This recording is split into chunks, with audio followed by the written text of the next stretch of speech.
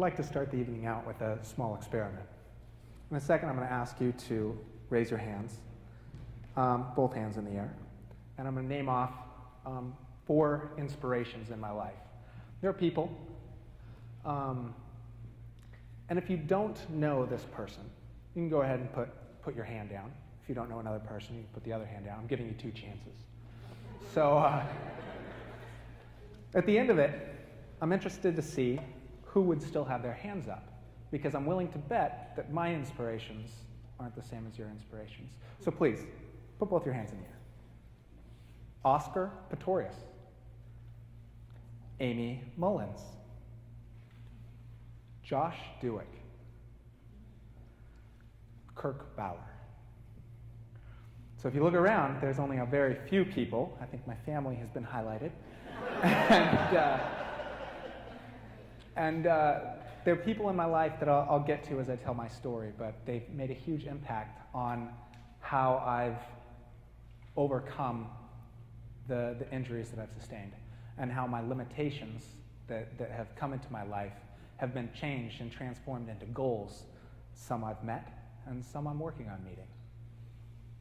So on April 18th, 2011, a little over 2 years ago, I was injured in Sangin, Afghanistan, where I stepped on a 20-pound homemade explosive device, and I lost both my legs. During that period, there was a medical team that came and put 2 tourniquets on both my legs and a tourniquet on my arm to stop the bleeding. There was a helicopter that came in,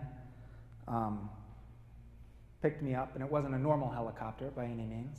It was a flight called a tricky flight, and they had on board with them a full medical staff with my blood type, ready to start traumatic surgery the second I was lifted off the ground.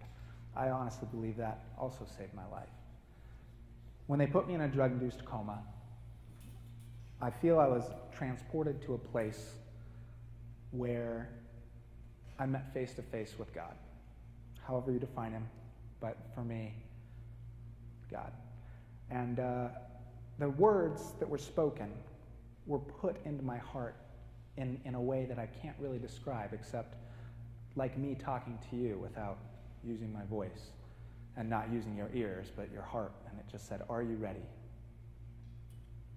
And I wasn't ready at all. And it was at that moment that I cried out and said, "I'm not ready," that I came back. And I knew at that moment that I was starting a second life, that I'd been given a second chance at life and doing something more.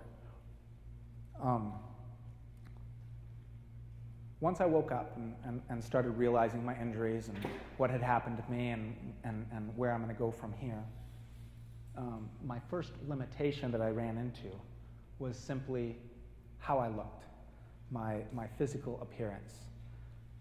And it was hard for me. It was real hard to know that I had lost a lot and that I would never have my toes again. But there was a TED Talk that came along. Someone brought it to me and said, "Hey, check out this girl." And her name was Amy Mullins. It was the first inspiration in my life. And she stood up in front of all these people and challenged them to say, "My legs are interchangeable. I can be whatever height I want to be.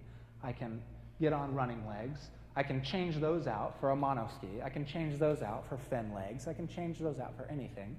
And I think I might have an advantage over you." And so it inspired me sitting in a hospital saying, you know what? Let's change the mindset here and not look at my new injuries as a disability, but as a limitation to overcome. And my new goal was to find as many things to put on my new nubs as I could. I got out of the hospital, I went outpatient, and began discovering new things. One of those things was a group called Disabled Sports USA and Kirk Bauer. And he climbed Mount Kilimanjaro with 2 other people, 1 good leg between the 3 of them. And he inspired, I said, I need to meet this man and learn all I can from him. And so I got with him, and he put me on a monoski, and he said, "Try this out." And so I got on a monoski, started monoski, and started skiing as many places, as many venues as I could, and even some of my doctors got mad at me. They're like, you're in recovery, you need to, do occupational therapy and this stuff. And I said, no, I need to ski, because that feels good to me. So, so I met him and learned just how to inspire other people and how to build on differences, being there's a way to adapt anything and everything. There's a way to do it. And some people think of it as impossible, and others just look at it as a challenge. And his entire mindset was, everything's a challenge, it's not impossible. And so I took that from him, and I said, I can do that. And I went and I said, I love skiing, and I continued to ski every opportunity I could. Every time that they said there's this ski trip coming up, I'd jump on it. And I had another person show up, and they said, I started mono skiing and got invited to go to Aspen, Colorado to develop these skills into something our nation might use again, which is going to the 2018 Paralympics. And that's really the goal that I have, is to do that. And then another guy came along. His name was Josh Duick. And he was a skier before. And someone brought me a little laptop, and they said, dude, check this out, watch this. And it was Josh Duick on a monoski, similar to that one, doing a backflip. Something that's never been done before. And he challenged everyone's thoughts, everyone's ideas of what this rig could actually do. He pulls this backflip, and I immediately, it wasn't even a hesitation in my head, I said, I can do that. I didn't think it could be done either, but he did it. I'm going to do that, and then I'm going to put a spin on it, or I'm going to do something else to make it new and exciting and make that limitation and just change it completely into a goal. That's what I'm working on. I'll get there.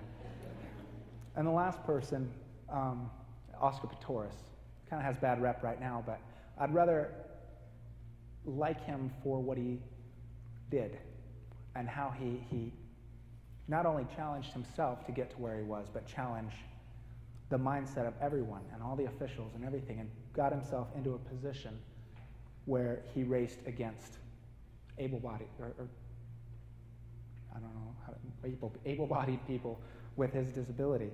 And he was there, he did it, he raced well, but it was something that nobody thought he could do until it actually happened. And so I'm kind of looking for that opportunity, looking for that challenge to say, what does no one think you can do that you're going to prove them all wrong and say, yes, I can.